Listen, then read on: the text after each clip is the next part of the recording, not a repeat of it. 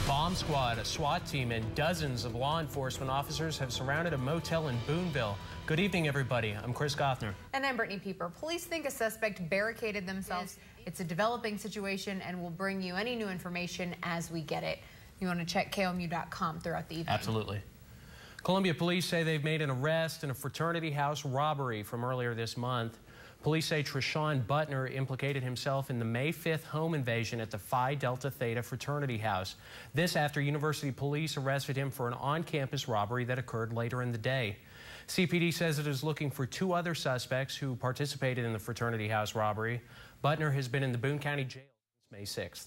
The Senate only passed a few bills today. Gridlock in that chamber started 3 days ago when Republicans forced a vote on the highly controversial right-to-work bill.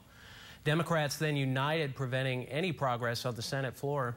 The Senate Democrats only allowed the two measures to pass today because one affected Medicaid for Missourians. Republicans were concerned about the need to pass the federal reimbursement allowance measure to keep Medicaid funded. The Democrats conceded their filibuster on the Senate floor only to allow these must-pass bills to go through. I think that what we're trying to do is to get the monies for Medicaid. Once those two measures were approved, the Senate promptly adjourned. The use of force bill was just one of many discussed this session by Missouri lawmakers in response to the events in Ferguson. One proposal that's on Governor Jay Nixon's desk would reduce the percentage of income cities can bring in for things like traffic tickets and court fees.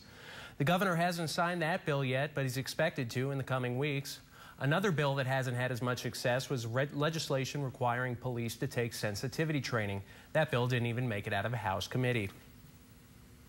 While lots of Ferguson-related bills did not make it to the governor's desk, lawmakers were able to reach a compromise on legislation dealing with student transfers out of unaccredited school districts.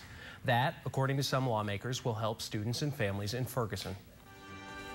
Alrighty, thanks, Tim. It's graduation weekend. We'll tell you what authorities are doing to ease congestion in downtown Columbia. If you plan on driving around Columbia this weekend, give yourself plenty of extra time. MU's commencement ceremonies mean thousands of extra people in the city and lots of heavy traffic to come with it. MUPD said it will not help with road traffic, but it will help with directing traffic at the graduation ceremonies. Columbia residents are already frustrated as heavy traffic as a result of college students leaving for summer and families coming to MU to support new graduates. It appears I'm heading home to St. Louis at the busiest time of the year. I live in Broadway Village. It took me 10 minutes to travel about 2/10 of a mile to the gas station. Commencement ceremonies at MU run through Sunday. Starting Monday, Columbia plans to start road work on and near the MU campus.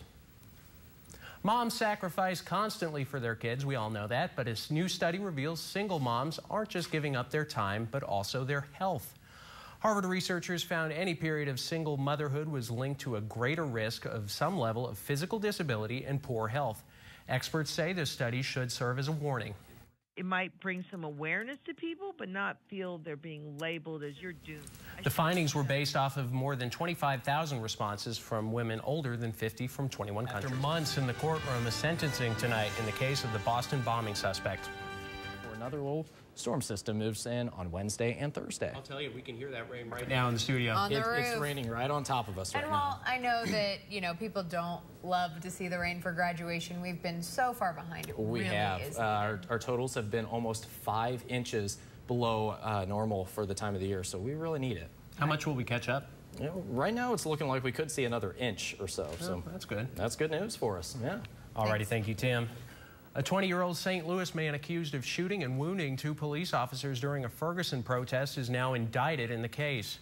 A St. Louis grand jury indicted Jeffrey Williams on Wednesday for 2 counts of first-degree assault, 3 counts of armed criminal action, and 1 count of shooting from a motor vehicle.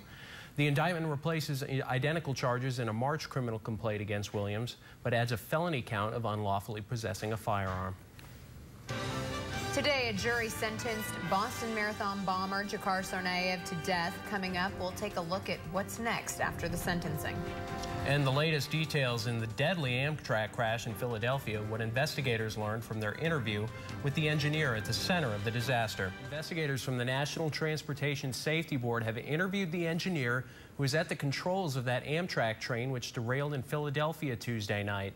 The NTSB says engineer Brandon Bostian was cooperative but doesn't remember anything about the crash. However, investigators say a train a short distance ahead of the Amtrak train that crashed was hit by a projectile, shattering its windshield. Investigators have noticed similar damage on the front of the Amtrak locomotive and called the FBI in to investigate. First, Bluebell Creamery shut down production because of a listeria outbreak. Now the ice cream company is laying off hundreds of workers. The CEO announced today Bluebell is cutting 37% of its workforce. This after a listeria outbreak blamed for 3 deaths in Kansas was linked to its products. Bluebell's CEO says cleaning up 4 production plants will take longer than expected. Bluebell plans to lay off 750 full-time and 700 part-time workers. Now here's a look at what we're following. Tomorrow at KOMU 8 News at 6, memorial services will be held for 2 Missouri firefighters who died in the line of duty in 2014. Tomorrow's weekend. It's humid this weekend, though. I know a lot of you felt that today, didn't you? Oh, yeah. Yeah, it was humid, wasn't it? That's our time for now. Thanks for joining us. See you tomorrow.